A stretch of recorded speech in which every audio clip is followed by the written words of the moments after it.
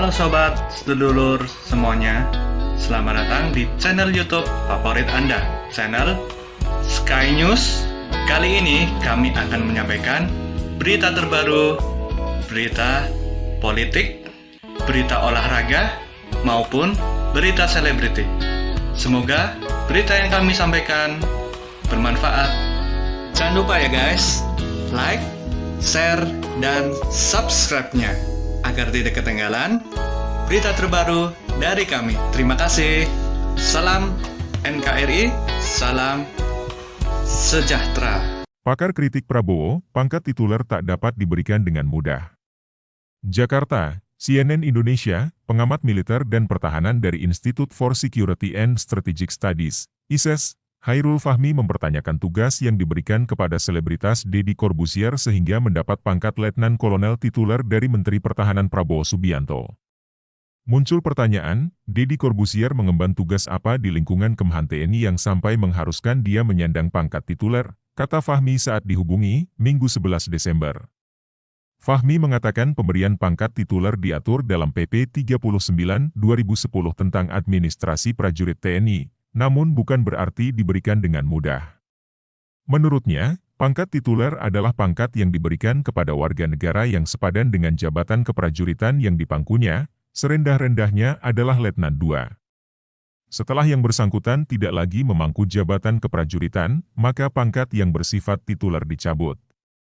Itu bunyi penjelasan pasal 5 ayat 2 PP 39/2010 tentang administrasi prajurit TNI. Pangkat tituler memang diatur, tapi bukan berarti dapat diberikan dengan mudah, katanya. Fahmi mencontohkan beberapa tahun lalu, seorang komponis besar Indonesia Idris Sardi mendapat pangkat tituler.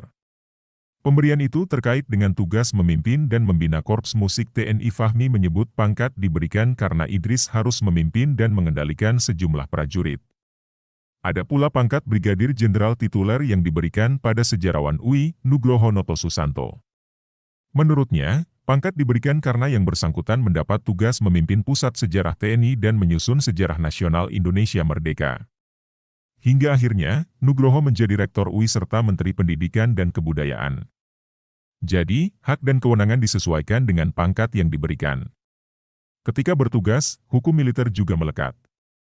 Setelah tugas yang diemban selesai, pangkat titulernya diakhiri dan status sipil pulih sepenuhnya, katanya.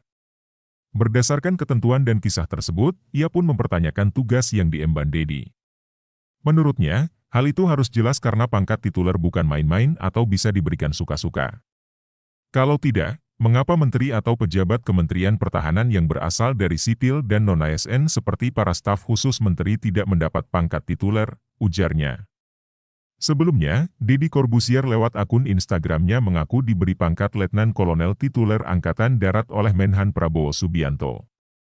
Ia mengklaim pangkat tersebut juga disahkan oleh Panglima TNI Jenderal Andika Perkasa dan KSAD Jenderal Dudung Abdurrahman.